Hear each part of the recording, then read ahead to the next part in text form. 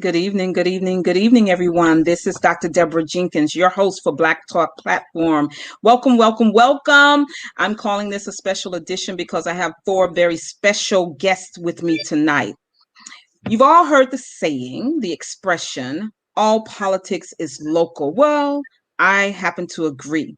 You can't get any more local than your local housing board, and that is what we are discussing this evening. The Riverbay Board of Directors, with four aspiring candidates who will hopefully be elected and reelected to sit on the board at Riverbay Corporation. They are wonderful women. I support them fully, and they are my guests for the hour. In addition to supporting the four ladies who will be joining me in a few minutes, I am also supporting Mr. Darrell Johnson. He is a fierce advocate in this community for the cooperators of this community. He is a knowledgeable man, and when I say goes through the budget, which is an extensive budget, is not just what you do at home. It is a huge budget because the Riverbay Corporation is responsible for $250 million annual budget, and that is a lot of money. And this Darrell Johnson, he goes through it line by line. And so when we're discussing shortages, and everybody's experiencing that now, you have a person in Mr. Johnson, as well as two of the women who currently sit on the board with him, who are my guests tonight. And they're all very careful about the way our money is spent. And those are some of the reasons as to why I'm supporting them. But I'd like to bring them on board now. The first one up is Miss Leslie Peterson. She has perhaps been on the board definitely longer than any of her colleagues that she's running with, but she's been on a very long time and has an extensive background in housing management. And so I'd like to welcome to the show for the first time, but she is an avid supporter of Black Talk Platform since it formed a year ago, Miss Leslie Peterson, who I also call a friend. Welcome, Leslie. How are you? I'm doing okay. I probably would be doing better if my Wi-Fi was a little better, but that's okay as long as everybody can hear me. Don't worry about how my lips move when they're moving. It's about what's coming out of those lips that we're more concerned about. That's right. So welcome. Tell us a little bit about yourself, Miss Peterson, because everybody doesn't know you have a very formidable resume. Talk a little bit. This is your brag moment. Talk about you, your accomplishments, and your career, and whatever else you want us to know about you. Sure. I'm not going to look at myself while I'm talking because it'll throw me off my lips and everything. But in any case, I've been living here in Co-op City for 35 years. And I was very blessed to actually have gotten a promotion. And I worked at Boston Secor, which is right across on the other side of the, and then ultimately got another promotion and went to Edenwald Houses. And so Edenwald Houses is the largest housing development in the a very difficult location. And I would venture to say that anything that you could think of happens in the city at Edenwald. Wow. Yeah.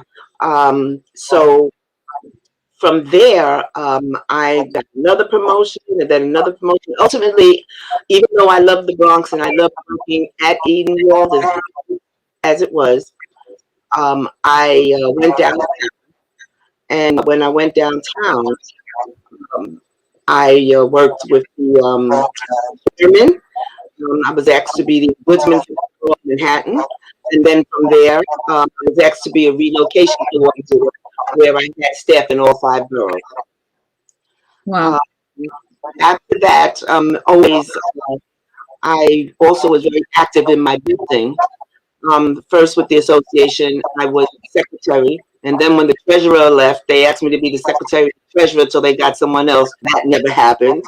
And then we had a vice president, but then the first vice president would always ask me to help. So then I was doing secretary, treasurer, and vice president, the assistant work. And so my father, I'm a daddy's girl, and I tell people will often hear me talk about my father. And my father suggested that I run for president of my building association.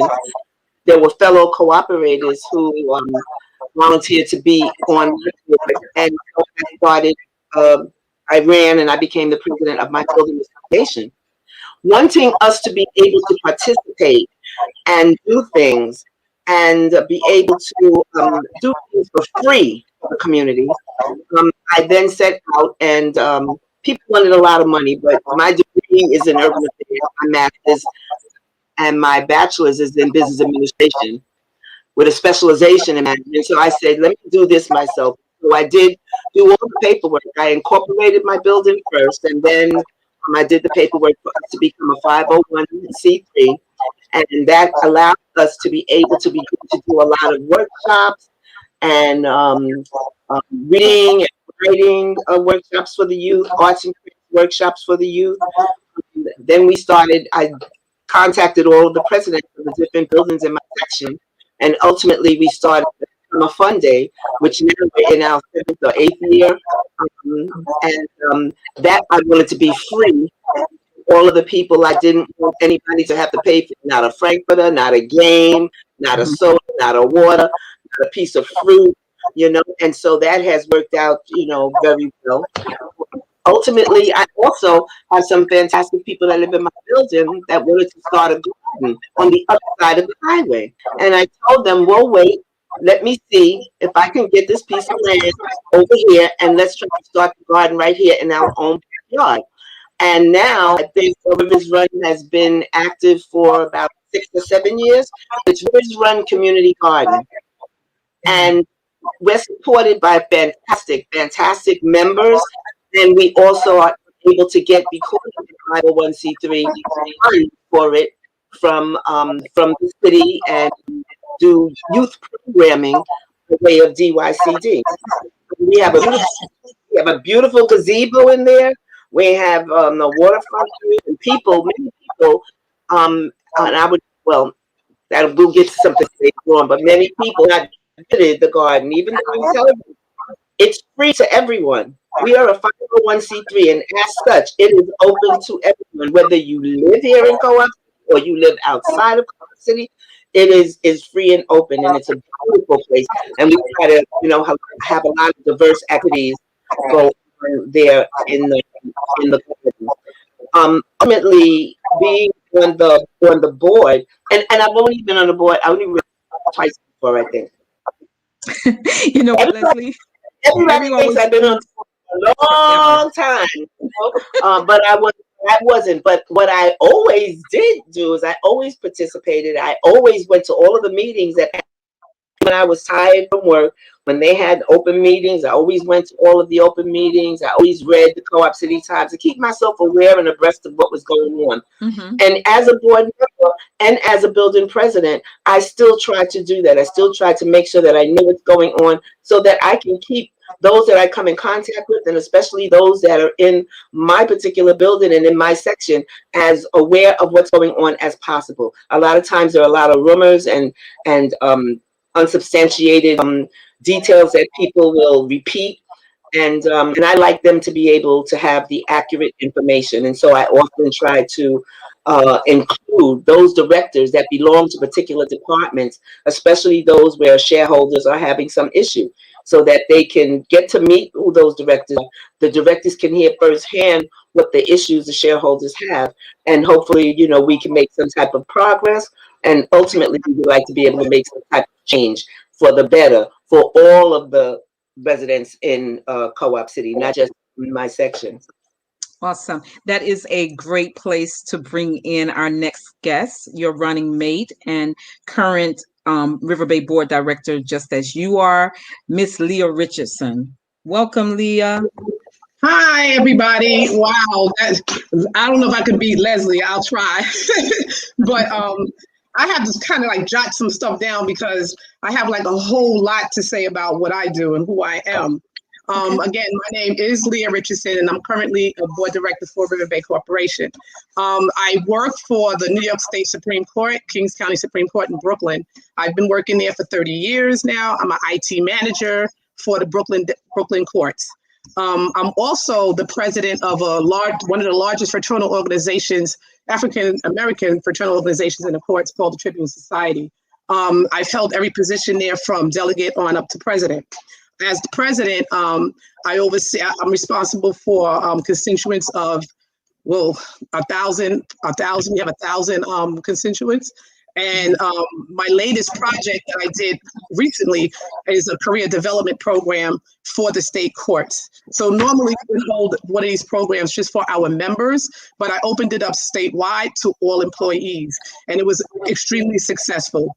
Why I did that is because my organization was told that our members don't do well on interviews. So in order to fix that problem, I said, okay, this is what we're going to do. We're going to get them prepared. So we held a career development program, which entails resume writings, writing samples, teach them how to do writing samples, teach them fix their resumes, and everything that has to do with career development. So we can get them on track. Also, I've with the board, I have chaired numerous committees. I've chaired the committee of the election committee, the parking and leasing committee. I was a co-chair on the audit committee. Hopefully I don't leave one out. I know it was 5 of them. And I can't think of all of them, but I held 5 committees. I'll get back to that later. And then also, I am an officer of the Democratic City Democratic Club, as well as the chairperson for the Education Committee for the NAACP. And I also chair the Economic, Employment, and Professional Development Committee for National Council of Negro Women. I'm also a former president for Building 9, of which I kind of brought back to life. And now we have Linda Collins, who's doing an excellent job at being the president for our building association.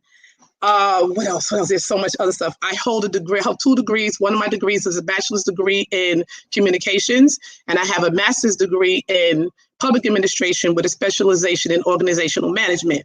So what I did was, because I'm an IT manager, what am I doing with a public administration degree? So the reason why I am on the board, the reason why I chose to run for the board, and the reason why I have this position with the courts as the president of the organization, I feel I can use those skills that I've learned from school, public administration, and bring them on to the board. So that's how I'm utilizing my degrees. And hopefully I'm thinking about pursuing my education into law school, because that is my passion. I really want to complete that. I also brought a program over to Riverbay called the CLAY program. The CLAY program is a cooperative leadership action among youth program, which is a youth civic engagement program. So, there's always this talk about how come, we can't get the youth to vote. Why they're not voting? Why we just can't get them to vote? Why? It's because they do not know government. They have no clue. They don't know who they're voting for, why they're voting, and so forth. So I developed this program because Leslie Peterson introduced me to it, and I'm very proud of that. And thank you, Leslie, again. So I introduced a program to the community so that we can get our youth engaged in government. So that was a year-long program. They also was able to go to the borough president. The borough president spoke to them at length about policy, public policy, and to get them, up to speed on government. The youth loved it. I hope to continue that program again when I'm elected to the board. Awesome. I have a whole lot more to say, but I don't want to take up too much time. I would like to hear from the rest of the candidates as well. So thank you so much, Deborah, for bringing me onto this program. Oh, and absolutely. Thank you, Leslie, for your leadership. Absolutely. So let us bring, I'm sorry, Leslie, I still have you muted, but let's bring Anika Green Watson on, who is running to occupy one of the currently occupied seats on the board. Welcome. Hello, how are you? Hello, and thank you so much for having me. Absolutely. Wonderful, wonderful discussion so far. I am going to start backwards, so I'll start at the beginning and then bring us up to present date.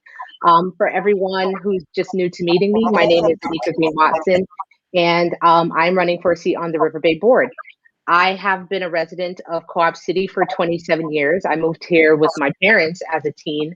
And then after college, I moved back and, I'm raising a family here now. By way of education, I have a very, very background, and it'll become apparent a little bit later because I take something from each of, my backgrounds and then I apply it and it becomes this like, a concoction of like all of these random skills thrown together. I have an undergraduate degree in mathematics from Cornell University. And I always just fancied myself as a numbers person. Directly out of undergrad, I, just started my career in banking and I loved it because I'm a numbers person. But then I started to get a little bit more interested in regulations as well. So when I started in banking, it was the, Enron era, everything was happening, right? And it was like heavily Sarbanes-Oxley in terms of regulations for banking, right? And so I started at an investment bank and I got an MBA in finance and management. But I found that finance was very responsive to regulations and I wanted to kind of be on the other side of it to understand it. And so you might see from my shirt that I also have a law degree from Fordham as well in dispute resolution and litigation. So I'll tell you a little bit about why I chose each concentration, because it's like, how do you go from math to finance and management to dispute resolution and litigation, right? And for each degree, I was always saying, what is a blind spot or a skill set I don't have? So instead of getting numerous degrees in the same field, I was always trying to build on an additional skill set. And if you spend any time around me whatsoever, all of these things will make sense. You'll be like, Anika, she's the legal person and she thinks about things this way. But you'll also say, oh, she's the math person and she's going to give you the numbers and she's going to check the numbers, right? And so I've always heard that lawyers are super bad at math, right? And accountants are like just super bad at like legal policy. And I just personally feel that my broad education is like a perfect marriage between those two skill sets that just never ever seem to go together. So, and I'm also a licensed real estate broker, but that, that's more so on the legal end. So just personally, I am, just wherever I am. So whether it's at work or some extracurricular activity or something with my children, there are comments coming in, sorry. Something, with my children, I always make sure that I actively engage where I am, right? So as much as you'll hear me talk about my activity and my engagement in Co-op City, I'm also actively engaged in, organizations at work, communities in, the closer district to where I work, the court system in the Bronx. I do pro bono work there. I do pro bono work on the internet, so just across the United States. And then I have 2 children and a husband, right? So that comes with its own set of responsibilities. But my activity in Co-op City particularly, it really was born organically. And, this is the mushy part of the hour where I talk about how I met Leslie and Leah. It really was born organically from, being a mom, having 2 children. So my children are 17 and 7, right? And not only that, they're girl and boy. So they could not be more diametrically opposed. And every weekend, my husband and I are like, just stretched. One goes in one direction with one child, one goes in the other direction to get them to these extracurricular activities, because I'm a huge proponent of supplementing education, right? And when it was just the girl, it wasn't so hard. But now that we have the boy also, it's just like, okay, we're taking them to all of these activities and they're all outside of the community. So initially, my daughter was at Columbia University, but then once my son came, we started to find things closer in Connecticut. And so I joined the community relations committee. I think I saw something on Facebook and Leah was sharing it at the time. And I said, I want to help. And they were like, okay, what can you do? And I was like, literally anything, but here are my thoughts. And when I say the progression for starting in that community relations committee and then the growth in our relationship, it was so super organic. And these 2 women have really taken me under their wings and mentored me. And I have learned so much that you just could never pick up in a classroom from them, right? And so through, meeting Leslie and Leah, I founded the Cooper Place Building Association. Leslie heard me talking to Leah about moving, and she said, Anika, you moved. Where'd you say you moved? And when I told her, she said, you guys don't have a building association. I said, I know. When I signed my paperwork, I told, sales that they could get in touch with me, and no one has reached out. She was like, maybe you should start one. And I was like, don't threaten me with a good time. And that's exactly what I did. And so, it's just like wherever I am, and I said this in one of my articles, I think it was the third article, right? Wherever I am, I'm always looking at the process and thinking, how can we make this a little bit better, right? And it's never an indictment on the current process owners. It's just really like, what can I do? Tell me where you need me. Tell me how I can help. And so really aligning myself with the Stronger Together team is just a natural outflow of that desire I always have to add value somewhere and help. And so that's me. Nice to meet you all. And thank you again so much for having me. Awesome. That was great. That was great. Last but not least, hi. We're getting Co-op City people in here, and I'm really glad because the audience is quite diverse and it's all throughout the country and sometimes even across the pond. But we really hope that tell your Co-op City friends, Desiree, get in on this so you can at least have an informed view from at least 4 of the candidates who are running for the Board of Directors of Riverbay. Please tell anybody who lives in Co-op City. And I want to bring in now the 4th candidate, Akeisha Neely. Come on in and introduce yourself. And I think I told everybody at the top of the hour that I don't know if I told everyone, but I did tell the candidates that there's a special guest who's also waiting. So after Akeisha comes and tells us about herself, I'm going to bring our special guest on so that everybody will see who that is. Akeisha, welcome. Hi, everyone. Can you hear me? Good. Okay. Yes. So I am Akeisha Neely, and my friends and family like to dub me Team Too Much, right?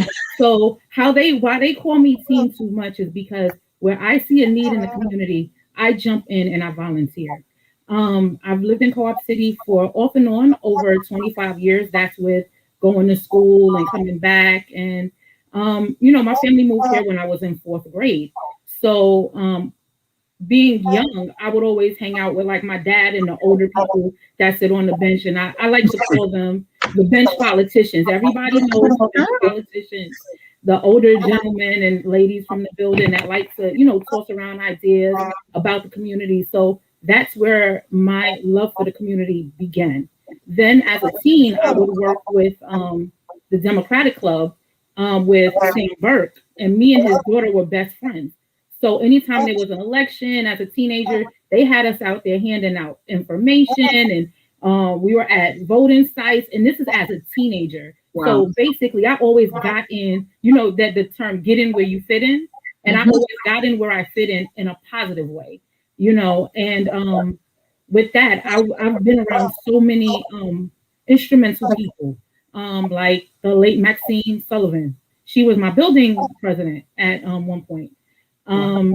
So anytime I had an idea, Miss Maxine would say, okay, yep, we're going to go with it. And she would always push me into the spotlight. Like, even if I didn't want to do it, if I wanted to do it, and I felt like even in her passing, she was priming me to do something. Wow. So, I get emotional. I'm sorry. Everybody calls me a waterhead, but that's fine. I'm okay. I claim it and I own it. So because I have so much to pay forward from what was poured into me, I am a Girl Scout leader. I've been a Girl Scout leader for over 6 years. I deal with the youngest population of Girl Scouts. I deal with the kindergarten, 1st, 2nd, and 3rd graders. Now, if you know what it is to have a group of girls that age in a room, it commands you to be ever present at all times. Yes. So I like to look to myself as a role model, and because I had, like I said, I had role models, so I wanted to pay it forward. Now, a little bit information about my background. I've been a city worker for 22 years, and I like to thank my dad because my dad was the type of person, wake up, you're going to take the city exam. So So I've worked for the New York City Police Department. I've been a supervisor in the roll call and payroll office. So I know what it is to manage, supervise, and also assign police officers to a sector, because what we had to do is we had to ensure that the precinct ran smoothly. So I had to make sure that everybody was on a beat. We had to make sure everything was covered, details or whatever. So things like that, like scheduling, is my niche. So once I left the police department, I began working for ACS, and I became an executive assistant, which further, enhanced my scheduling skills. Then when I left ACS, well, actually, I didn't leave ACS. Yeah, I left ACS, but I was picked up by the Department of Corrections, and I was executive assistant for the Public Information Office. So, each time that I left the city agency, it was because someone wanted to utilize my skill set. So basically, I've been with the city, so I know what it is to deal with unions. I know what it is to work with high level officials, and, to interact with the mayor, the governor, and, just be present in the room and, deal with all of these personalities, but still remain myself at the same time. I have a bachelor's degree from the College of New Rochelle because, yes, I am a co-op kid. So I went to PS 178, IS, not MS. I went to IS 181. And I graduated from Truman High School. And yes, I'm a proud Mustang. and what I do in my role is my age group. A lot of people from my age group, they're disconnected from what's going on in Co-op City. So they call me like the mini mayor of Co-op City. So they'll turn around and say, "Hey, Keish, what's going on? Hey, Keish, what's going on with those buses?" And I'm like, okay, so now you guys think that I have this type of power. So I said, you know what? That just makes it even more better for me to run for the board, because it's just like, if I have these people that are looking to me to get this information, it's like, why not? Why not reach and talk to that other demographic that just doesn't feel connected? Yeah. Right? They don't read the Co-op City Times. They're now starting to read the newsletter. But, it's just a whole demographic of people that don't vote and they're not engaged, but then they have questions. Yeah. So I kind of fill in that gap. And that's why, like I said, I get in where I fit in, and I make sure that, I know and I can inform others of what's going on. And another thing about me is I was an MTA ad hoc committee. Leslie and I worked on creating that survey that everyone had, and we created the survey. We hit the ground running because we understood that Co-op City couldn't afford to lose any bus service. Right? It would be an injustice to students, seniors, people that are going to work. So it was like, hey, why not? I take the bus and the train. So, I don't want to get impacted. So the whole thing is, it's like, I'm that common co-op person. I speak and I represent that person that feels like they're not being listened to. So I'm trying to be in the room to be that person, to represent those people and those individuals who feel like either the board let them down, or they're just not considered when it comes to certain decisions, and they don't think that we don't think broad enough, right? So like I said, as a child growing up and so now the running joke that I get now, because people see me grow up in Co-op City, so now the running joke is, hey, that's grown up Keisha. Grown up Keisha's gonna make a difference. And I'm like, okay, it feels good, because it's like, okay, you've seen me from that young kid handing out flyers at the polls and this and that, and the young kid that's out there doing all this other stuff. And now the person that's involved with Building Center Association, I'm doing all of these things with the youth. I'm in National Council of Negro Women. I'm a second vice president, National Council of Negro Women. I was a former third vice president. But I've always focused on the youth. And even like as a Girl Scout leader, it's just sad that we were losing face. every year we lose space. We have girls from kindergarten to high school, and each year we were losing space. So each year we're losing girls. And it's like, we have an agreement with the city. How is it that we're losing space to court, to offices that are becoming call centers and things of that nature, and we're losing space? And we don't have dedicated space for, like, Renaissance has one room. I have two children and they're very active in the community.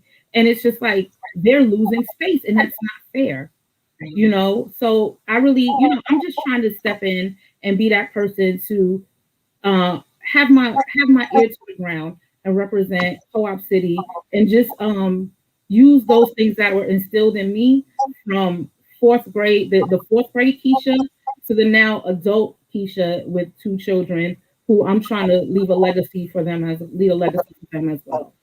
Awesome. I tell you, the way each of you described yourselves, and we're getting to know you better.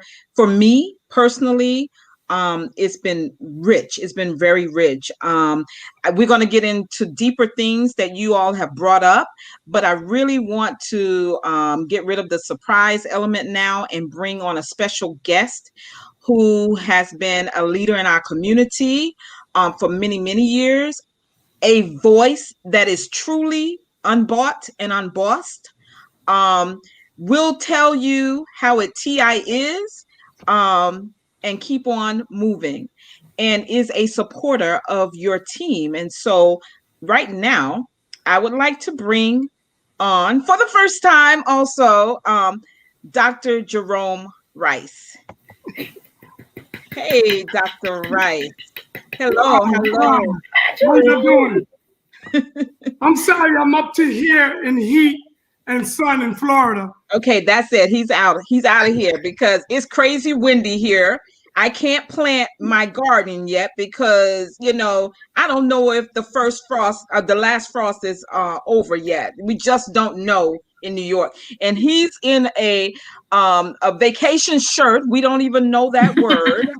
But we'll keep you around, and welcome, Dr. Rice. How are you? I'm doing great. First of all, thanks for allowing me to come on, Reverend Dr. Deborah Jenkins. If I want to say, when I initially logged on, I heard Anika speaking. And let me just say this to all the ladies. 3 of them I know. Keisha works with LaSawn, Leslie Peterson, and Leah Richardson, but I'm going to talk about Anika for a second. Let me just say, all of y'all have the heart to lead and the energy to manage. The heart to lead, but the energy to manage. And that's why I said in the chat, Anika would be great to closely monitor and manage the money. There's a lot of money being thrown across the table, and everybody put their energy, but also appeals, because there's cooperatives that's not getting their fair shake when they go before the appeals. And Leslie will tell you about it, because her and Leah, I don't forget, but I know Leslie served on that committee. But you old ladies, let me just say this. It's a long time coming, and I'm glad that y'all ran. I got my attitude watching Deborah Jenkins on the board. When I initially joined the board, me and Leah, when you join the board, I'm just going to say it this way. Folks try to get you to think differently about other people until you sit back and you watch that other person in their natural state. And then you say, hold up, had I followed that person, I would have been viewing this person the wrong way. And so be mindful of the people that's on the board. Not everybody that looks like you is for you. Maintain your energy, stay in prayer. It works. Prayer works. I've been praying every day, because it makes a big difference out here in Florida, that every one of you I'm going to say your name. Keisha, Anika, Leah, and Leslie, get on this board. Please, God, get them on this board. By any means necessary. We appreciate that. I tell you. One last thing. Yes. Lockstep thinking is dangerous. What is lockstep thinking? Follow the leader. Even though the leader's leading you off the cliff, why would you want to follow the leader? So lockstep thinking versus independent thinking is a big difference. I like the fact that you all think differently, but you meet, but for some reason y'all all meet up at the same point. So keep up the energy. And I can tell you with my followers, you got the other people on the ropes and they running scared. That's why they're doing all these violations. They're lucky I'm not on that board. Thank you. Thank you, Dr. Rice. Go for them. Thank you. Go Rams. We're ready. We're really happy to have had you here tonight to support these dynamic leaders. You know, and clearly they are women, but I feel from what I've been hearing in the because I don't know Akeisha and Anika in the same way I know Leah and Leslie. What I've been hearing, and I have to co-sign what you just said, Dr. Rice, because I would listen to each of you, and it's clear to me that you have your own brains and you're using them, but you're a collective. I've not been in your team meetings, but I get a sense that you have had opportunity to agree to disagree, but to coalesce around what is most important, and that is moving our community forward without a lot of payback. You know, I'm gonna get you, that kind of stuff. But I know Leslie and Leah. I've worked on the board with Leslie, Leah, and Dr. Rice, and I know that that's the sentiment. I believe the same is true for the two of you. And so I just echo what Dr. Rice said, you know, keep pushing. You know, you have another good week and a half up until the 21st. Keep pushing, because I think we're at a critical time in our community where people are just sort of tired of even hearing some of the very same tropes that have been passed down year after year. Why? Because they've worked. But what do we need to take us forward? This is a very different time for everyone in the world. And so this is a critical point that we all sit back and say, what can we do to better establish ourselves? And as you said, Akeisha, to prepare a legacy that you will leave for your children, all of our children, and even their children, if they choose to stay in this community that we've raised them in or that they've been raised in. And so, Dr. Rice, you're welcome to stay. We're not kicking you out. We're happy you joined tonight. But I do have some sort of questions I want to sort of get the ladies to respond to, and we'll go from there. We're doing really well on the time, everybody. But I don't want to limit you, because I really want our viewers to be well informed.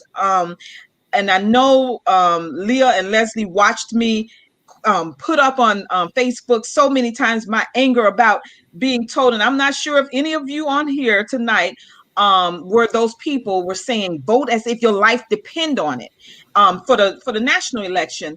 And that's all well and fine, first of all, if it's true, but second, if you're giving me information that's not born out of fear. What I get from you all in reading what you've written over the few weeks is that you're not fear mongering. You're not trying to scare people. What you have is an intention to really help move our community forward. So let me just start with education and our young people, because you've all spoken about the young people. Leslie, starting with the Rivers Run Garden, my after school and my summer camp, we have made visits over there because it's an educational experience. The kids get to pick from the garden and also plant. So we're all concerned about our young people. And I'm really so happy because all of you were involved with the community gathering that we did up here just in advance of the Chauvin trial verdict, right?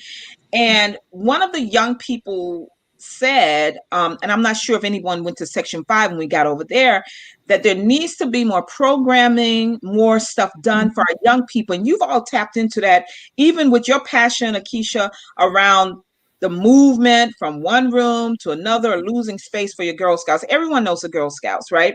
And everyone knows Renaissance. It's a great program that we have up in the community. But let's talk about involvement. You talked about having gone to 178, 181, and graduating from Truman. And this is for all of you. So I sort of have this question. We have the huge education complex, which includes PS 153, 178, as you mentioned, MS 180. Is it IS 181 now, or was it only when you were there? Because well, when when it was IS 181, it went. The schools used to go from K to 4, 5 to 8, and then you went to Truman. So once they took 5th grade and put it in 178, 181 became middle school instead of intermediate school. Okay, yeah, so I've been itching to ask you that because she emphasizes it every time she speaks, and I was like, okay, yes. I wanted to make sure. So we have all of those schools there.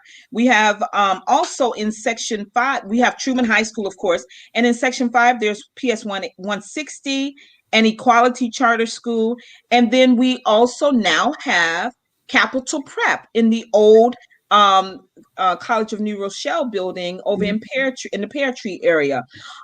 This to me speaks volumes about Co-op City being a large community of families raising their children, and how important it is for our young children, our young people, to receive quality education. If without sharing what you've already shared, can you all, like in 30 seconds to 60 seconds, each of you share what, if any, involvement you have or have had with any or all of these schools? And I ask this because during the forums, it seemed as if there were people who wanted to say that there's been no true involvement from the Riverbay Board Directors or those who have sat on committees in the schools. Can you all, starting with you, Leah, can you talk about, aside from the CLAY program, what have you done, if anything, with the schools, any of the schools that I just mentioned? Well, I haven't really done anything with the schools personally, but in reference to the CLAY program, what I did do is trying to recruit the youth.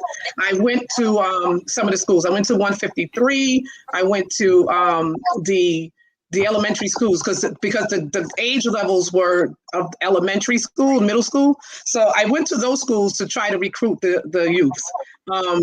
I spoke with the parent coordinator at 153. He allowed me to go over there and speak to the parents. So I spoke to the parents about the program. But I didn't have any personal dealings with the schools here. One of my sons did go to school here, which was 181, I'm sorry.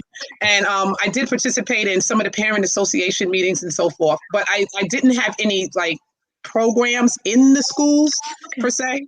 So let me clarify, because that is not necessarily an easy thing to do, first of all. So what you just described is that you've done the outreach to get involvement from PS 153, MS 180 for the CLAY program. Is that correct? Am I okay? So that's involvement. You reached out to them, and I thought you were also working with Capital Prep in some way. And when I say, I'm not saying that you go there or anything. Okay. No, myself personally, I haven't worked with Capital Prep. I have not. No, I have not. But what I would like to do is I would like to, again, like I said, I wanted to bring back the program that I started back then, the CLAY program, and I would like to speak to the director over there or the principal at that school to see, hopefully maybe we can bring some of the kids in from there, because I believe the school has some sort of law classes and what have you, I believe. But I do want to go over there and speak to the director over there so I can bring in some of these kids, to the program. Absolutely. Awesome.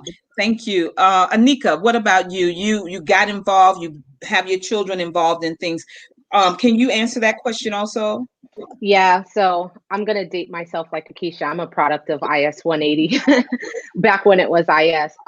So here's kind of where, you know, the marriage of the skill sets is gonna come, right? Because when I think about the board and its responsibilities, I think of it, and when I think about this educational park, right, I see kind of a Venn diagram, right? So my responsibility, my primary responsibility is to the shareholders, right? And there's some overlap there, right? Because there are a lot of shareholders that have children in these schools, but then there are some shareholders that don't. And then alternatively, there are children that go to those schools that don't live in Co-op City, right? So one of the main things, and I talked about this a little bit when I talked about meeting with Leah and Leslie, was this push for extracurricular for Co-op City children, right? So you see that designated as part of our platform when we talk about upholding that youth programming, right? That will be, those schools will be the feeder for these programs, right? We are literally looking for alternatives for these children once they're outside of that school building. But then the other thing is, so I chair the youth committee for the NAACP, right? And one of the reasons I sought that chair, right, was again to drive some of these programs. So there's the initiative that we're working on, you know, just in terms of being board directors, right? That broader initiative. But then there's the more local stuff, right? And that's the clubs and the coalitions and the, you know, different conferences, et cetera, right? And so through the NAACP, one of the things we're targeting, and Dr. Jenkins, you touched this a little bit when you said, you know, just thinking about things a different way. And I mentioned it in one of my articles, right? But thinking about the lessons of the pandemic and how we come out of this and make sure our children are intact, right? And so one of the piloting programs we're doing, there's a mentorship initiative, but then there's also an academic enrichment lab initiative, right? And so those two programs I see as directly benefiting the students from that educational part. But again, the way I look at it from a board perspective is as a Venn diagram, right? It's not every single person in Co-op City fits into both buckets, Sure. if that makes sense. It does make sense, and we thank you. Leslie, what about you? Oh, you're muted. Wait. And I'm going. Yes, I'm going to thank Dr. Jerome Rice because while he was on the board, he did the stinky cheese for the kids. We normally have the entire fourth graders of PS 153 come over to the garden. They come over to the garden twice a year. Teach them about nutrition, the fruits, vegetables, flowers, and also give them anti-bullying lessons, and also teach about composting and basically about nurturing life in general. And so Dr. Rice was able to do something that we learned when we were actually doing the public policy piece, and they did this thing they read for us about the stinky cheese, and actually we brought it to the garden. The kids loved it, and Jerome had them very interactive. That being said, I personally went around to every daycare here in Co-op City and reached out to all of the schools, invited them over to the Rivers Run Community Hall, because we thought it would be an open air exercise for the youth. And the letters that we get from them when they come, they absolutely they draw pictures of what they did, what they saw. And I know when you were on the board, I know there was an initiative, the Best and Brightest, you know, where you reached out to all of the schools and whatnot. And so things of that nature are things that we did. But the bottom line for me is that as a board director, I have a fiduciary responsibility to the residents of Co-op City, first and foremost. But I find, and what I would like to see change, is that often we have committees. And when people are given those committees, they are not given a goal. Okay, and so there are oftentimes I hear people that join the committee say they did this week, and then the following week they did the same thing, and then the third week they did the same thing, and at the end of the year you find that yes, you had the committee and maybe you got some stamps for them, but what was actually accomplished? So I would really like to see some more direct goals where we can interact, because we are a corporation and the Board of Ed is a totally different agency. Okay, so we don't really have any say so over what they do or the other. The activities that we try to incorporate in Co-op City, in and of itself, we try to be inclusive of all the youth that are here. Okay, and so, Yeah. by these different things that over the period of time, while I did not do it with the Board of Ed, I know that many of those youth that go to the schools in the community got an opportunity to participate.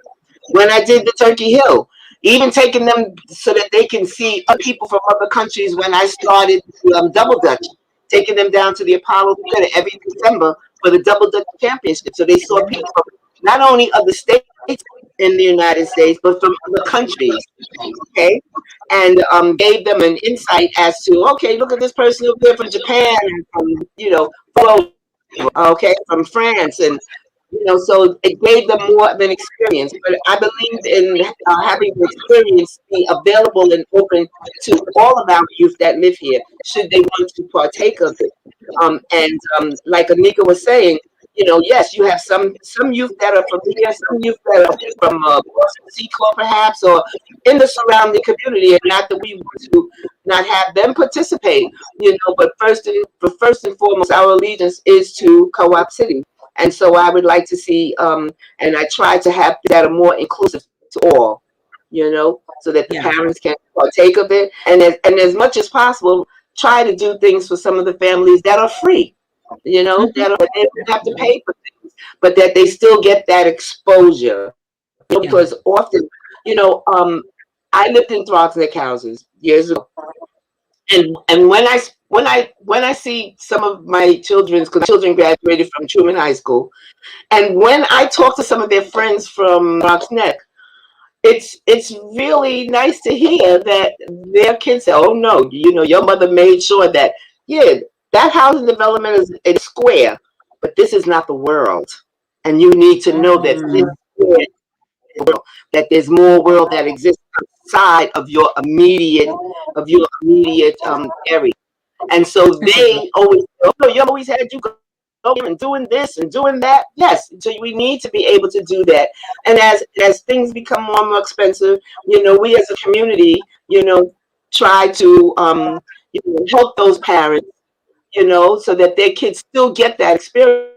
To see us when we do committees have special assignments. I mean, there are a lot of organizations out here. We do have the ability to reach out. We don't do it. And so I would like some kind of guidance in that direction, that the communities have actual direction. And so we can reach more of the youth. We have an education committee. We have a youth committee, and I'd like to see more direction given in those committees. Awesome. I'm just listening to you, and you forget so much. I remember you and I co-chaired the youth committee, and we actually had young people on that committee. Do you remember that, Leslie? We actually had young people on the committee, and they really were active. They brought ideas. And sometimes they show up to the boardroom before we would get there. That's how exciting it was for them to have been asked, first of all, and to be involved. And so a lot of times, and I heard something that suggested that had never happened before. But I've been off the board a few years, but I remember we brought young people onto the committee, and they helped us plan for the things that they wanted. Yes, we did. And remember, even when it came to Renaissance, like when it came to Renaissance, when Renaissance was introduced, it was introduced again, voted down. My thing is, sometimes a picture is worth 1,000. So I said, when we had Summer Fun Day, I made sure I reached out to Mervyn Harris, and I said, you know what, if they really get a chance to hear them and see the kids and listen to the kids wrote, maybe they would get a better idea. We had them for Summer Fun. Then Section 5 reached out to me when they decided they wanted to do it, and I gave them the information, and they had it over there. So now you have the whole community gotten a chance to see what Renaissance Youth Group actually does. And thanks to you, because I always was talking about Renaissance, always. And thanks to you, when you had the Riverbay Fund, and you said, "Listen, would you head up this and be the liaison?" you know, and so you allow me to be able to get I got 5 directors together. We put everything together, and I don't know if you remember, because I know sometimes Riverbay moves very slow. So I gathered, Michelle says, Julie, when the memorandum of understanding was done, I drove down to their place down on 3rd Avenue. Me and Michelle went in there. I had Bervin look it over. Bervin had looked it over, before also, but signed it. Then I came directly back up to Co-op City and came over to Building 7. Okay, and I had you sign it, and to make sure this is done. You know what I'm saying? It's just a matter of moving forward. Yeah, I like to see things get done. And you're really great. I see your hand, Leah, and I'm going to get you, but I hadn't given Keisha an opportunity. I should have left Leslie for last because I always get into this reminiscing thing with her. I'm so sorry, Akeisha. After Akeisha goes, then Leah, I see your hand. Akeisha, please share with us. If you remember the question, it was quite a while ago. Leslie. So most of my involvement with the schools, aside from having my kids in the schools, and I'm graduating from some of those schools.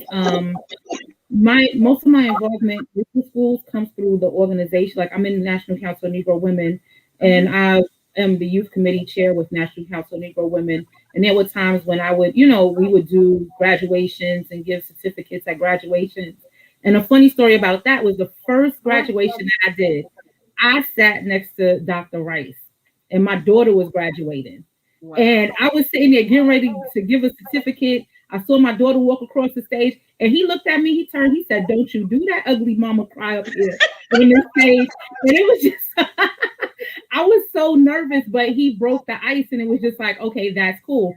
So my community involvement always revolves around, things I may do with National Council of Negro Women. Indirectly, so we involve the schools with those, because we all, we're a community organization, so we always bring the schools in. And I remember there was this horrific incident where a young lady actually took her life because of bullying, and I was so moved by that. So I was like, we have to do something about that. So I brought the information for the mental health first aid trainings to National Council of Negro Women and to the Building 10 Association. And I'm so grateful and thankful that both organizations allowed me to utilize their space to do this important training, because it's like we had, and in the midst of us doing the training, we had another young person take their life. So, it's very important that we nurture our youth, and we also have to understand what the warning signs are, right? Because we can educate them as much as we want to, but as a parent, you have to understand what it is to know the warning signs of, what is your child thinking? What's going on with them? Because it's like, I wouldn't want to be that parent to receive that phone call. So what we can do to stop that, we need to educate ourselves. And I'm so grateful that, National Council of Negro Women, Co-op City section, as well as the Building 10 Association, allowed that opportunity for us to have that type of training and have those type of conversations. We had the mental health first aid training for the youth. We had it for young adults, that's what they call it, young adults, and for seniors. So, it's just that type of thing. And, again, like I said, I work with the Girl Scouts, so we're always reaching out to different schools to give them the information. Sometimes I volunteer with the Community Relations Department, which is another great vehicle for Riverbay. Community Relations does an excellent job. So, that question about, a board director, I think that, as a board director, we should support community relations because they do an excellent job in, contacting the schools. What else? Capital Prep, my daughter goes to Capital Prep, so I have a, open communication with the principal. So I try to cheer them on because they're new in the community. And I support them the best way I know how. And like I said, again, I don't know why I always seem to be that person that people call and say, "Keisha, did you speak to so-and-so? Because I need you to talk to the principal and say this, that, and whatever." Or, "Keisha, could you reach out?" And I don't know why I've just become this person, but you know what? I don't take that lightly. That means I have a responsibility not only to my children, but the other children and parents in this community. So I don't take those questions, inquiries, or that, I don't even call it pressure. I just think that it's a gift and a calling, and whatever that calling is, in whichever way God is moving me, and that's what I'm doing, and that's what I'm trying to be here for the kids and the families in this community. And Leah, that was awesome. Yes, yes, yes. We're going to give you a round of applause for that because, and just before I bring Leah on, you all can unmute. I want to say I thank you so much for the initiative around mental illness for our young people. And we have, I'm going to get to the comments over here, but we do have another former board director, Miss Marie Smith, who fought to bring NAMI, and I'm pretty much sure I'm mispronouncing that, Marie. But the signs are in the buildings so that we can address our mental health issues. But I was, for one of those children that you're talking about, I'm going to have to mute y'all again. I don't know if it's me or who. But for one of the children, the one I believe if you were talking about the young lady, Maya, I actually found her. She lived in my building, and I was actually, I was the one who found her. And it was so disturbing. I'm still disturbed. We set up, Noel Ellison, shout out to our general manager. He helped me to set up a little memorial right outside our building for her in that spot. It was so disturbing for me, and it was just before the children were being dismissed from school. So big ups to you for seeing this need, because we can't continue to lose our kids like this, at least without some effort. So kudos to you and people like Marie Smith, who understood even before the pandemic that people are suffering and challenged in a lot of different ways. Your work, and perhaps if you don't know Marie, you two we can put you all together to strengthen the mental health emphasis that needs to happen in our community. Everybody walks around, we see that empty look in people's faces, and sometimes that's us, right? And so thank you for sharing that. Want to welcome everyone who's with us this evening. I'm so happy to see so many people from Co-op City. As I said, former board member Marie Smith, and it reminds me of what you said, Dr. Rice, about things that you may be told about someone.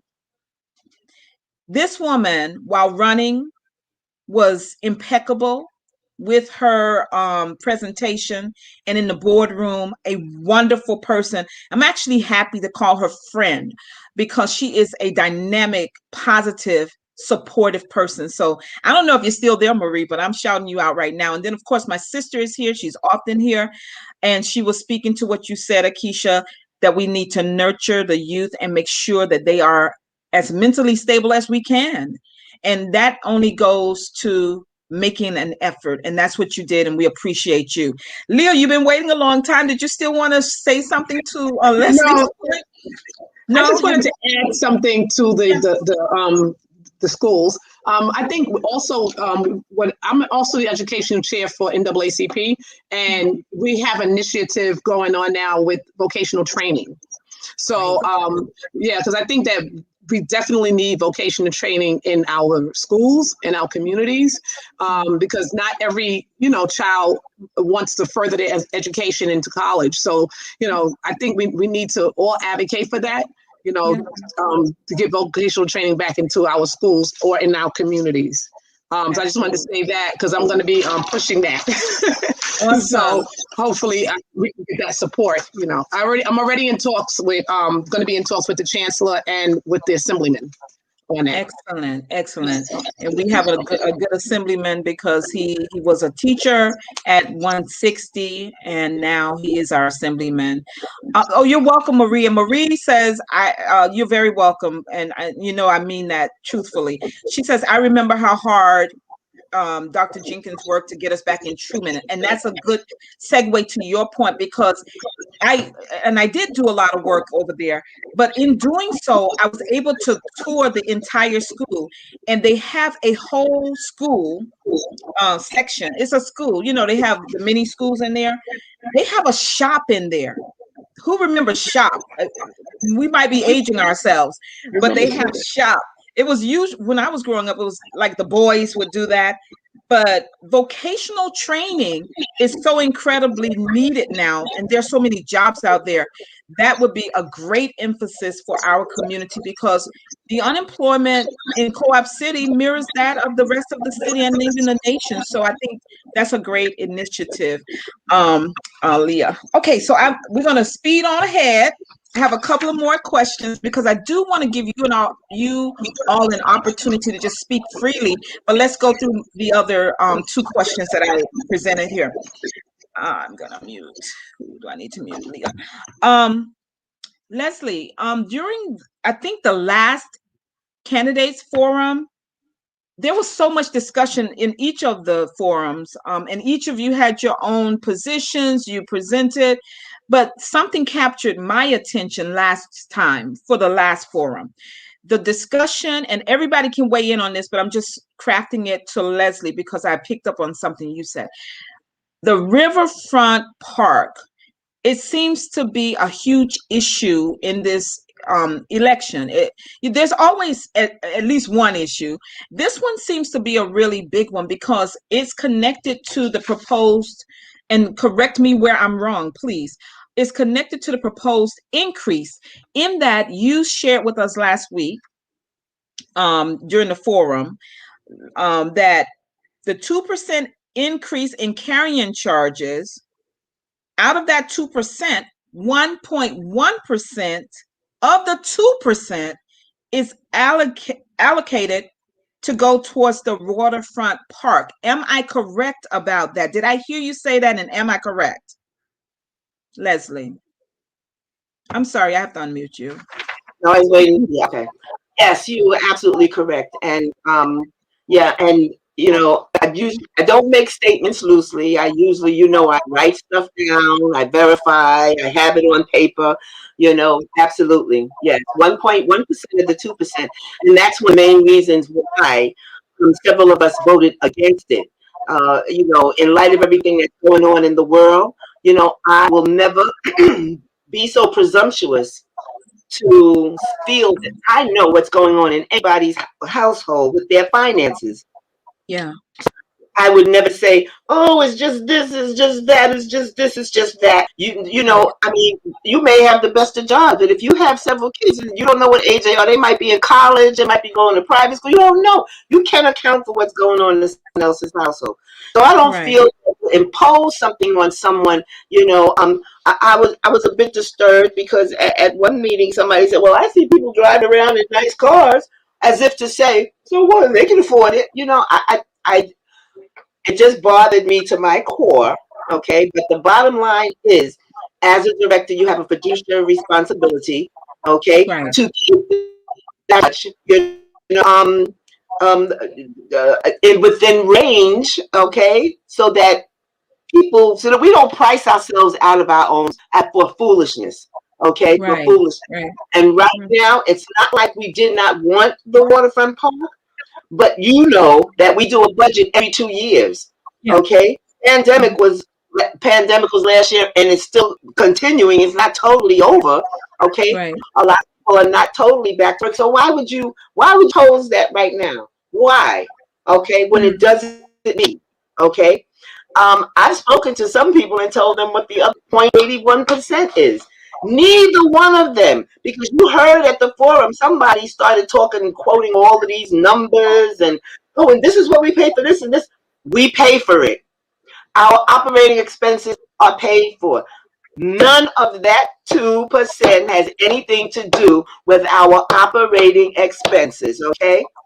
The high priority items that we had, that we were mandated to take care of, they've been being taken care of, getting ready to come to completion, at least hopefully by next year it will be completion, like with the elevators and the ADA compliant doors, and all that is already in part of the budget and our operating expense, things that we're already paid for. Okay, so what does the 2% consist of? 1.1%, because I'm not even going to get into the 0.81 because that's a whole nother issue, and what that didn't have to be either. I'll stick to the larger amount, which is the 1.1% for the waterfront park. And you can take it, during the forum, you've had them say, but it's not really 12 million, but it's not 10 million, but it's this. Let me tell you something. When initially you wanted to sell the property, and the mayor's office and that we're going to do this property, if you give this property to us, we'll pay to do X, Y, and Z. They estimated the cost. New York City, they have a corps of engineers and all. They estimated cost at $10 million with all the things that they wanted. $10 million. Okay. So now you want to say, and nobody ever said exactly, if we do it and we say only 2 million, which is that 1%, and that's why I'm saying I don't care whether you want to say 12 or 10, that 2 million, which is that 1.1% of the 2%, okay, well, you're going to start, okay, and where do we end? Will it end at 10 million? Will it end at 15 million? Will it end at 20 million? Okay, we don't know. All right. Right.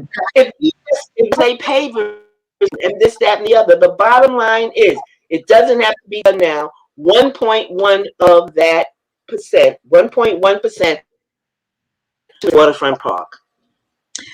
Wow. I just wasn't sure if I'd heard you. I don't know if anyone else did, because there was, I like you said, I don't try to suppose what people can afford. I've always told my children, and there's a video going around, and I don't know if any of you saw it just before Mother's Day, where it says, as long as when I'm spending my mom's money, they're like overflowing the orange juice and just putting so much toothpaste on the toothbrush. But when they're out and they're having to pay the bills for themselves, they're putting a very small amount of orange juice and just a little bit of toothpaste. Because when we are responsible for our own selves, our own money, a waterfront park doesn't rise to the occasion of a necessity while we are still in the middle of a pandemic. I mean, I love beautiful stuff. And my daughter goes to school in Midtown, and so we get to drive down on the West Side Highway every day. So I get to see the beauty of that. And that's already there. That's for all of us, right? If we so choose to go. But I don't have a problem with a waterfront park. Guess what? When this community can afford it. We lost a lot of people during the pandemic. Why? Because as you said, Akeisha, you're a city employee. A lot of employees, a lot of the cooperatives up here are government employees at all three levels.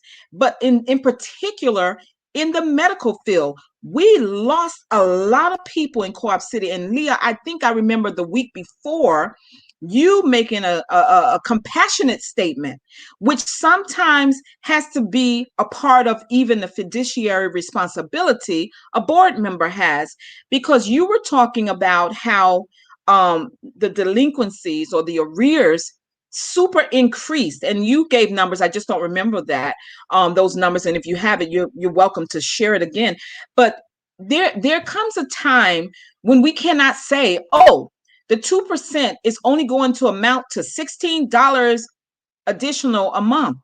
Well, guess what? If you've lost your job or you're underemployed because of the pandemic or any other thing, $16 becomes like $1,600. Am I right? I mean, that's not rocket science. There are times when we have to tighten up our belt.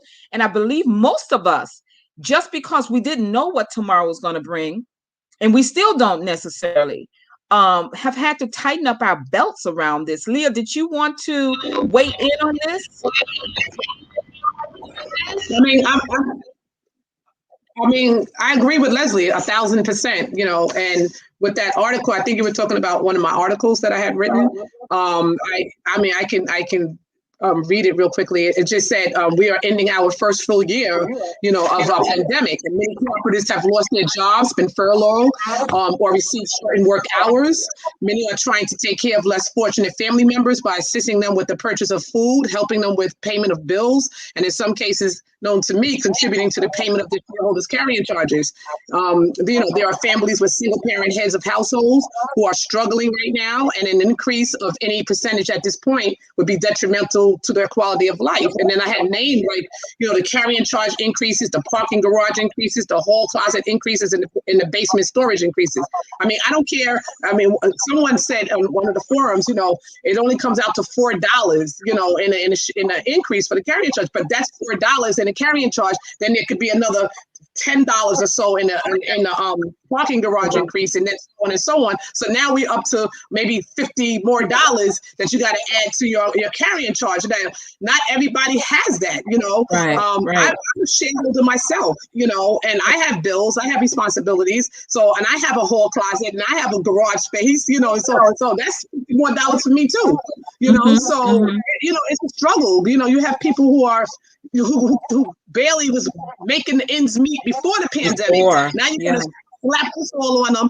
Really? It's a no-brainer to not even have this. It's a no-brainer. So I don't even understand how that passed.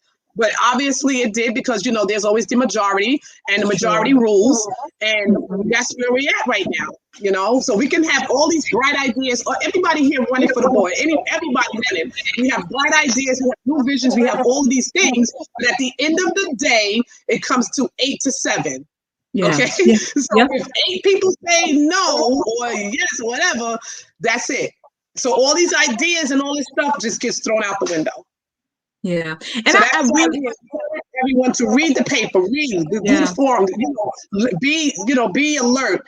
Pay attention to who you're voting for. You have to pay attention, because all of these things that you all want out here in the community, it all really relies on 8 people. Wow. That's it. And I'm glad you broke that down, because I don't know. Is it me? Oh, it's Leah. Okay. I'm glad you broke that down, because I don't think people really understand. They don't really understand that it's the 8 who have the power, And I think Dr. Rice made such a good statement that I need to repeat again. The lockstep movement, it doesn't benefit the 55,000 cooperators, the 15,000 plus units up here. You don't want people who walk in lockstep. You want people who speak individually and will vote as individuals. And it may be a coincidence that it is in agreement with others, but you don't want people who won't think independently, because that's why we have so much waste. And I mean financial waste. That's why we have so much dysfunction, and we really need to do better. This is our home, for as long as we're here, it's our home, and we have a responsibility to present the best that we have from the community. And I mean, there are some formidable candidates, independent candidates, like I mentioned before. There's Daryl Johnson, but when you think in terms of a group, and I can say this, group running or platform running doesn't mean group think, right? You can be assured that these are leaders who think in their own way. They have their own niche, and they present that as a whole to better our community. And that's why it was important for me to do something to help them. And I'm trying to do that by helping them share and amplify their voices and their platform. I have one more question as we begin to wind down. I don't want to keep any of you from speaking, but I do want to go to this last question. This is primarily for Keisha and Anika. So you're both dipping your feet into these, and I'm going to be very honest and say turbulent waters called the Riverbay Board of Directors for the first time. Why now? Because you have already clearly stated that you have been active in the community on committees and leadership roles in various community recognized organizations. Why now, ladies? Why now? Akeisha, you can go first. Unmute you. Okay. The reason why I chose to run now was you just know when the time is right, right? So again, I always move the way God tells me to move. And that's number one. So when the election came up, it wasn't my time. I was, heavily involved in different organizations, and my daughter was getting ready to graduate high school. I had another one graduating. So I just had so many other commitments that were more important in my life at the time. And being a mom is number one. So I can't do anything that would jeopardize or take away from me being mom, because that's my first responsibility, right? So now in part two, we had to go through the whole transferring the apartment over to me. So I couldn't actually get on the ballot as well. So I had to make sure that all of my paperwork was done and taken care of, because I had some people like, hey, did you get it done? Did you get it done? Did you get your paperwork done? Because we need you. We need you. Did you get your paperwork done? And I'm not saying dropping any names, Leslie, but I'm just, I'm not dropping any names, but, she's always seen my motivation and my passion for the community. And, and it's just like, and Leah's always seen my, I've worked with Leah on certain things. Everyone just has seen my passion for the community and my passion for advocacy, because, that's me. That's who I am. No matter what the issue is, I try to advocate to make Co-op City better and stronger, and hence stronger together. But, I move how God tells me to move. That's number one. And number two is the inconsistencies that I see that just frustrate me with, the scheduling an appointment for maintenance to come, they don't show up. Sitting on the phone waiting for someone to pick up to make the appointment. Making an appointment today and you don't get it scheduled until July. There's so many different inconsistencies. I have, some people who complained to me about, how Co-op City was, and I see it myself with CCPD visibility.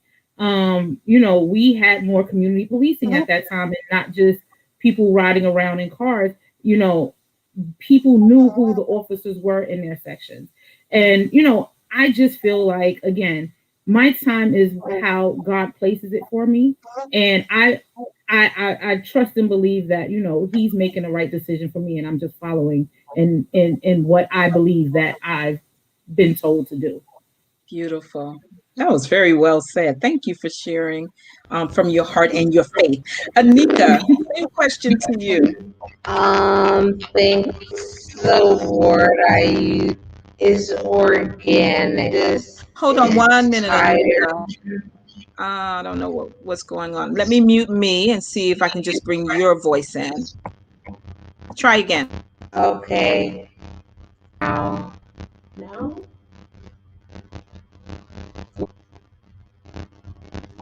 Like a scary movie.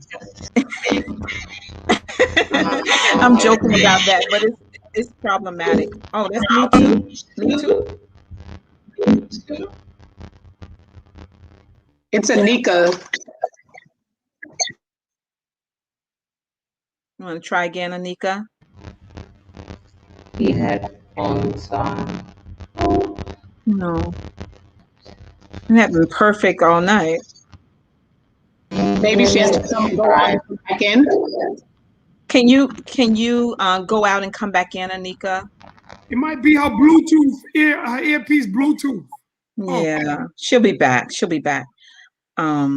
Yeah. Well, we want to hear from her. She'll be back. Listen. And I would also, like I said, I would be remiss, because Anika and I actually grew up in the same building. So we're products of Building 10. Wow. So it's just like, how Anika is speaking of it just being organic. Like, we grew up in the same building, and now we have these two wonderful women that are mentoring us. So it was just seamless the way it just fit. It's I not love it. 4 people that were just put together. It was 4 people that have come together. Right. And that's what and that's our team. So I does this love sound it. a little bit better? Oh, that's much better. Okay, I have no idea what happened, but I'm just happy that it worked. Yeah. So yeah, I think the word that I would use is organic. If you speak to someone who knows me well, so my mom or my sisters, they're probably going to say, we knew this was coming, right? Because I always see, like I said, you know, I'm always there, like, where can I lend a hand? How can I help? What can I do? And obviously, if you take on that position, you're ultimately going to come into roles of increasing responsibility, right? So this is just a natural, you know, transference of like Anika starting on a board committee and then ending up doing a board run, right? But I'll tell you a little bit of how everything aligned to make this board run possible, because had you talked to me even maybe 2 years ago, I would have said, I just don't have the time, right? I've got 2 kids and, you know, I have all these other competing priorities. I'm active in every community, so work, children, etc. But the pandemic, and you've heard me write about it multiple times throughout the course of this election period, right? But what the pandemic has allowed, you know, society in general, but me particularly to do is really take a step back and say, okay, how am I spending my time? How am I spending my resources, and time being one of those resources, right? And what can I do a little better? And one of the things the pandemic has given me is my commute back, my time back, because I'm working from home. And so what it allowed me to do is think a little bit more strategically about some of the things I do. So a lot of the things that I was doing in Connecticut, just by virtue of working in Connecticut and having a husband that worked in Connecticut, I don't do any longer, right? And so this is naturally like the next step for me to get more oriented in the actual community where I live. Because like I said, I'm always active wherever I am. And if it's at work or at my children's school or at home, it'll happen. The other thing though, and I don't want this to be lost on anyone, right, is that personally, right, I don't generally embark on things or insert myself into scenarios if I feel that I'm going to make it worse, right? So if I'm at work and I'm observing a group of people doing something and they seem like they've got a good handle, and I'm just going to come muck it up because I'm getting in 10 hours late and, you know, they already have it sorted, I leave them to it, right? And so really, as I'm going through this process, there has been just kind of a further understanding that I'm doing the right thing, because I already have ideas for improvement. And even, you know, Dr. Rice, you chatted, right? Anika, you need to get on this committee, right? Like, I think about where I can add value and then I put myself there. And this just really seems like a natural next step based on, you know, just what my background is. Right. And can I just add one tidbit to that real quick? Mm-hmm. Okay, you know, we hear about people talking about, and myself as well, talk about how many committees that we worked on. And, you know, I've had this amount of committees, I had that amount of committees, and that's all nice and wonderful. But at the end of the day is how effective you are on those committees. You can have one committee and be way more effective than the person that had 5 committees. So, you know, I don't brag or boast about the things that I do. I surely don't brag and boast about the committees. Now, if I am elected to the board, yes, I'll take on a committee, but I won't take on just any committee. I will only take on a committee that I feel that I would be productive in. You know, why would I take on a committee, a construction committee? I have no knowledge of construction, so I would never do that. So, you know, if there's nothing left for me to pick, I'm okay with that. Why? Because I'm not going to just take anything.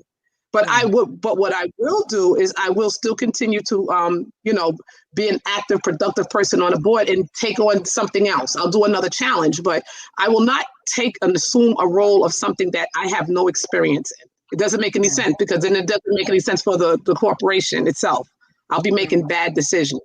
Absolutely. So I just wanted to just put that little tidbit in there, and I'll shut up.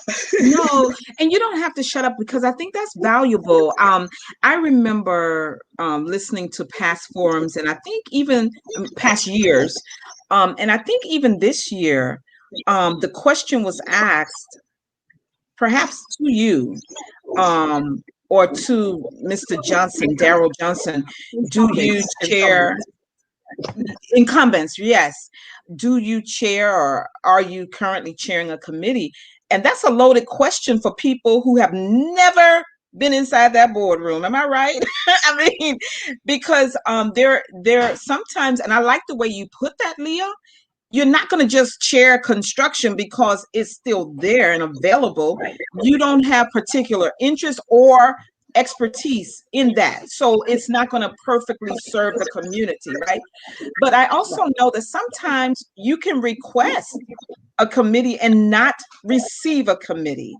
And I feel like it was always like a got you question that's inserted every cycle. And it gives the community a false sense of some people doing more because they're just more committed, when the reality is there are qualified people right here. From everything I've heard tonight, I hear a community relations director, I hear committee chair, I mean, a youth committee chair. I hear so many different, I hear commercial leasing, because that's your background, Leslie. I hear personnel, Leah, Akeisha. I just hear so many committees that they may have been available, but please, community, understand that sometimes they can be available, and the person selected to chair those committees have absolutely no expertise in it, none. And that's how our community needs to stop running. It needs to not have a payback element to it. And this is not at all about me, but I always heard this question come up, and a lot of times people were asking it and targeting it at Mr. Johnson, because Mr. Johnson, Darrell Johnson, he did not chair committees, but he had a very logical reason for not chairing committees. And it was very similar to what Leah just said. But I remember when I was the lead or the president for the Riverbay Pond, Mr. Johnson said, Deborah, I'm going to join this committee. I'm going to at least come to one meeting. But if it's like all the other committees, you won't see me either. and that's real talk, because no one wants to waste their time, right? We want to be productive in the work, because if the committees are productive, then it's going to just be wonderful for all of us as community. And I think we need to think like that, so please don't get caught up in who's chairing currently. Think about what has been accomplished while others did chair, and we're given an opportunity, and hopefully we'll be given opportunities in the future. It should never, we discourage our children from playing little games.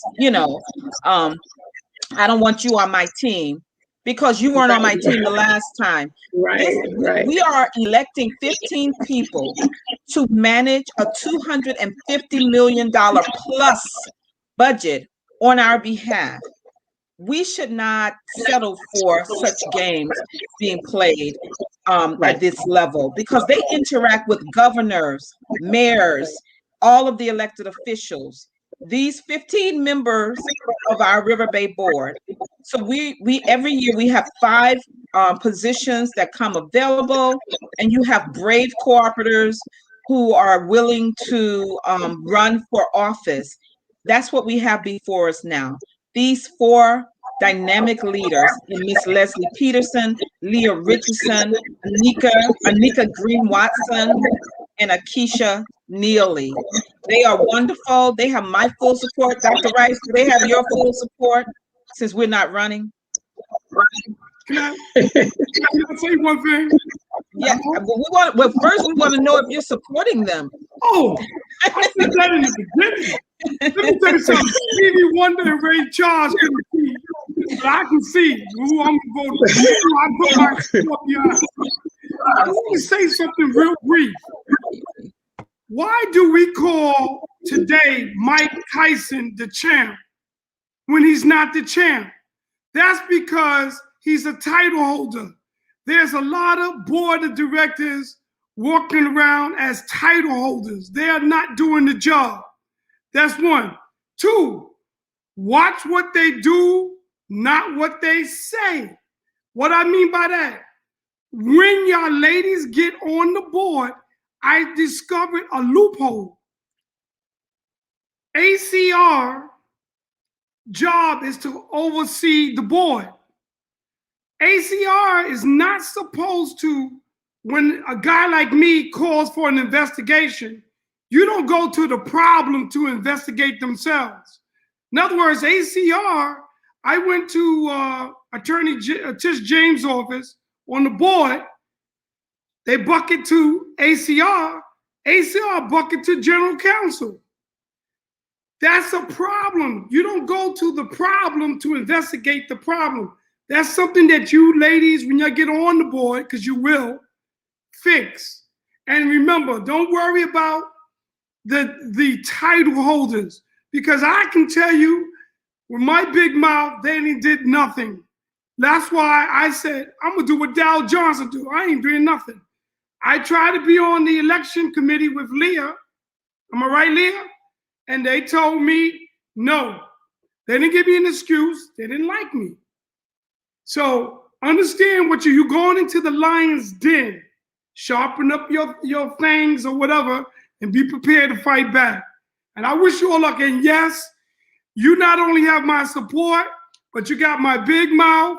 And I don't already, before you ask for my support, reached out to the Veteran Administration, reached out to friends inside Section 5, like Robert Hedgepath and all of them. I reached out to some people that through the NAACP, and I say, hey, listen, this is the direction I'm going, and this is the reason why. So you guys can do it. It's just that when you get on the board, be the difference at the table.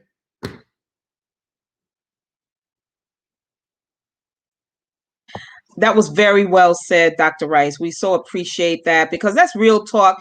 And you know, and yes, he is on point. Juanita, that's my sister. She's listening attentively. I'm sorry, I'm putting an extra syllable in there, but and you're right. And I appreciate you just speaking the truth, you know. But you all have run a very positive election campaign, ladies, and kudos to you for that. You're not resorting to mud slinging, and I, because I think you all have something that our community desperately needs. We desperately need strong leaders who are not interested in hurting others because they did not stand with you, or even trying to get back at those who harmed you. I love that. I love that about you. And that's why I am supporting you. And I do believe, like Dr. Rice, that you are being widely supported. I think you're being widely supported. This is not to give you an overconfidence, but I do believe that the change is in the air. And I believe that changes with each of you. And therefore, I'm going to let the people see you, because you're going to be able to put this on your Facebook if you like. And so we're going to do it like this. Yeah, she's smiling. Leslie Peterson. You can unmute and give your last words. We can't even read that. What did it say? What did it say, Leslie? Knowledge is power. Okay. And knowledge is power. And I want to say that I appreciate running with these fantastic women. I'm very proud of the way that we have handled ourselves. And we have had some difficulties, but we are women of integrity. We are women of confidence, and we know the right thing.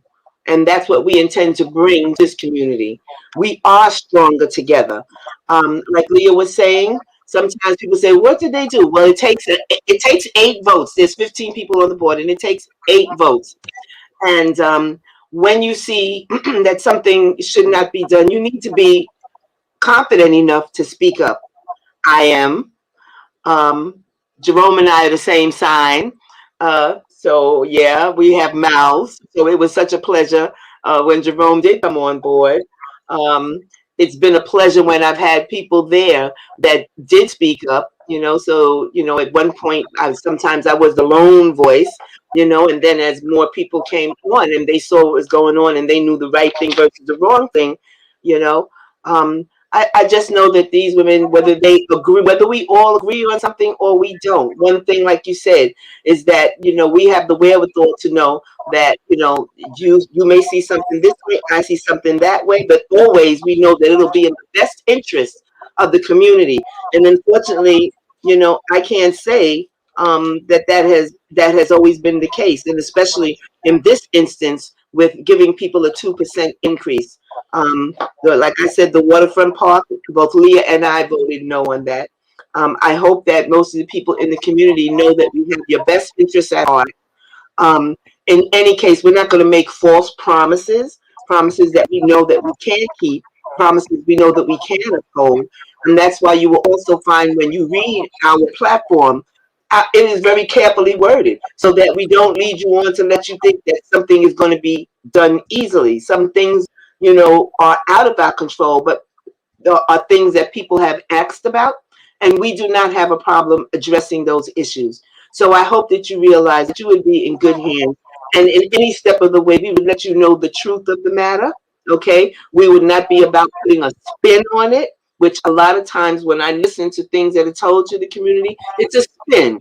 We'll say it this way, we'll say it that way, instead of just saying what the truth is. And sometimes decisions that you make will not be popular decisions, but I think that most people, the majority of people here are smart enough to know that if you're given a reason why something can't be done and you're given the explanation, so that you can understand exactly why a decision was made in a certain way, then you can appreciate that at least you got the truth.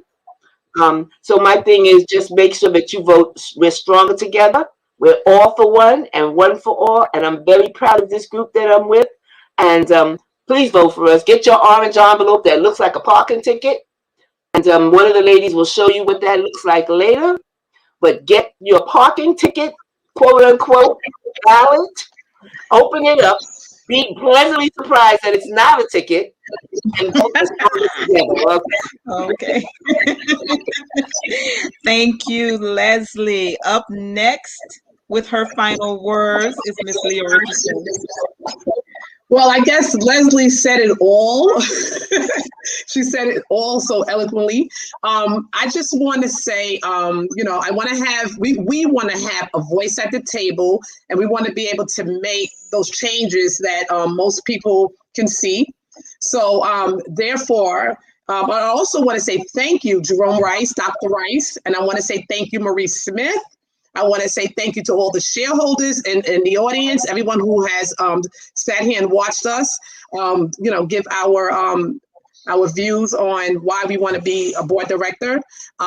Again, I've been a board director now for 4 years. I'm excited. Although we've had some trials and tribulations, it's okay.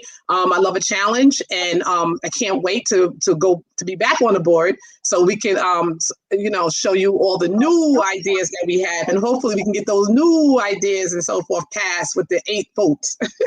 So again, Leslie summed it up well. Thank you. And hopefully you will all vote for our team, Stronger Together. My name is Leah Richardson, Leslie Peterson, Anika Green-Watson, and Akeisha Neely. And thank you all, and you all have a great evening. Awesome. Thank you so much. Up next is Miss Anika Green-Watson. Yes, it's a mouthful. So very, very quickly, I just want to thank you, Dr. Jenkins, for having us on the show. Thank you to all the supporters and to everyone who just had kind words to say, people who are posting on Facebook and, people commenting all over.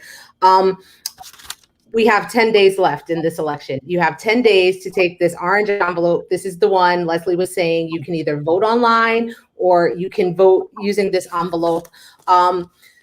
At the end of the day, I am extremely, extremely proud to be part of this team. And I am not, being superfluous when I say it. This is really a stand-up group of women. And if I'm going to ever throw my name behind something, it's got to be 100%. And I'm just entirely proud of the campaign we've run.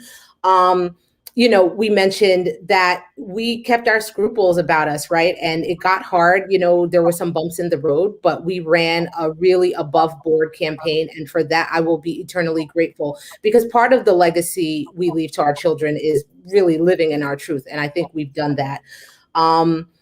One of the things that I think we talked about a little bit for question 2, and, you know, that I think people need to keep in the back of their minds, you know, even after the election, right, is this need for narrative, right? So to Leslie's point, you are going to get the 100% truth from us all the time, whether it's popular or unpopular, but we have the community's best interests at heart.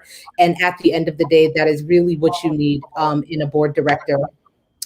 So when, you know, we have our little come together moments and, you know, we think about the path forward and what the future looks like, part of, you know, that thinking is what we stand for, right? And when we say stronger together, it's not just a slogan. We literally mean that we intend to bring this entire community forward with us. We are all stronger together.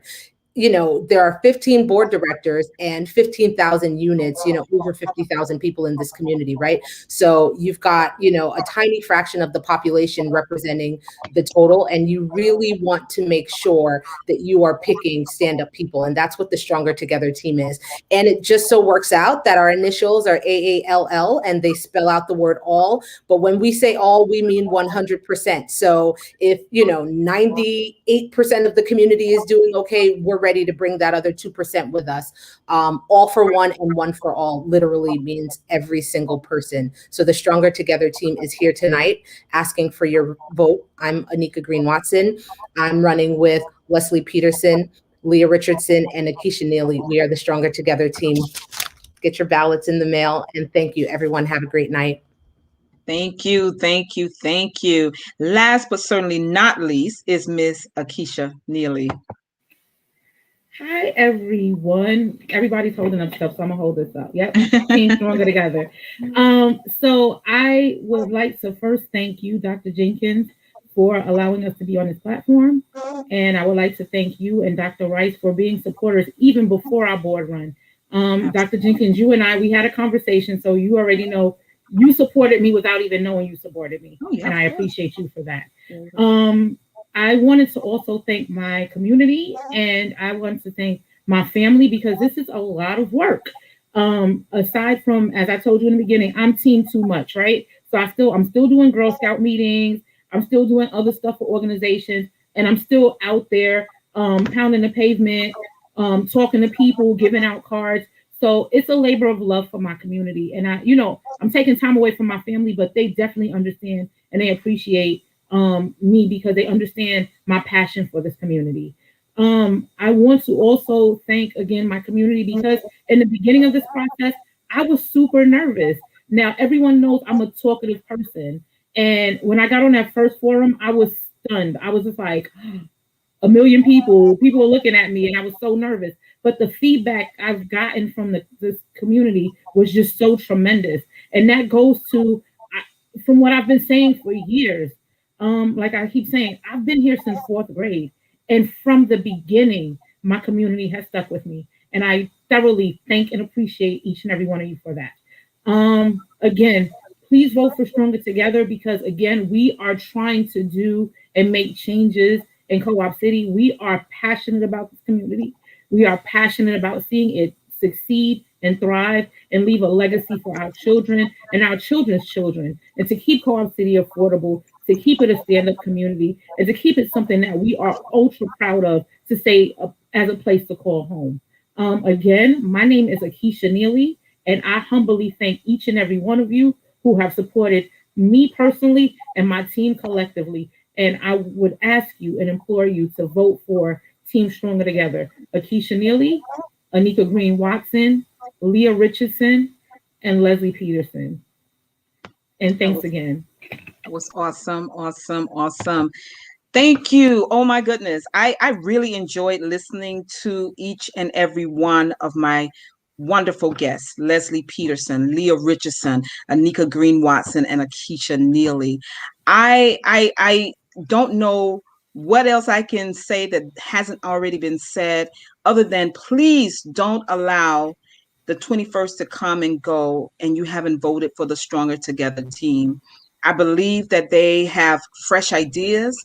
They are already committed to the community. They were doing the work before they decided to run. That's why I asked Akeisha and Anika that question specifically to them as newcomers in the candidacy. But they are all on one accord in terms of being our community being stronger together. I'm so ready for strength in a different way in our community. And I believe that these four women will bring that to us. And so I really encourage everyone who lives in Co-op City to vote for Team Stronger Together. Leah Richardson, Leslie Peterson, Anika Green Watson, and Akeisha Neely. And I believe that we will be able to hold them accountable. That's so important, that we are able to hold elected people accountable. Did you know everybody won't allow themselves to be held accountable? I believe these women will, and I believe that our community needs them. So please journey with me to the ballot box and use your envelope to vote. Either send it in or do it online. You could do it from your smartphone or just put it in the mailbox. However you want to do it, just do it. And let me just tee up next week's show before I bring them all back on to wave at you. I have been trying to get Dr. Carl Mack. Leslie, I know you remember me holding this up some months ago. And we were scheduled, he and I were scheduled to do the first show about his Black Heritage Day Volume 4 calendar. So I turned to May 11th today. I took a snapshot of it and I texted him and I said, I still want you on my show. I had a family, something came up the week he was scheduled and we were not able to come on together, but he has said he will come on next Tuesday at 7:00. He has gone into the crates, y'all. If anybody knows the 70s language from DJs, you know, they go into the crate to find those good songs that we forgot about. He has gone into the crates to find new voices from the Black community that have done great things. And I hope he still has some of these available. I should have bought some more than for myself, but this, I'm really enjoying it. And so Dr. Carl Mack, he is a hoot, but he is serious about the knowledge that he's trying to transfer to our entire community. And so if you would join me next week, I don't think you'll be disappointed to hear from him and the process he went through in order to develop this 4th edition. And having said that, I have everybody back tonight. Again, Dr. Rice, I want to have you on one of my future shows. I will talk to you offline about that. Something big happened in your old stomping grounds today. The commissioner announced her resignation. I'm all into the politics of everything, everybody. If you don't know this show, that's what I do. I just look at it. I bet he has a whole lot to say, and it may surprise you what he has to say, but I personally saw it in one particular way, like, yay, she's going. So, you know, so that other things can now happen. And so I'm going to try to talk to Dr. Rice and get you on the show so that we can talk about that and its implications for Rikers Island and the Close the Riker Island movement going forward. I know stuff and other people know stuff, and these things are valuable to us because we need to know what to tell our young people to try to keep them from ever coming into contact with wonderful people like Dr. Rice, you know, and his colleagues, right? So we're going to try to get him on the show. But again, ladies, thank you so much. And I hope to join you all in the victory party.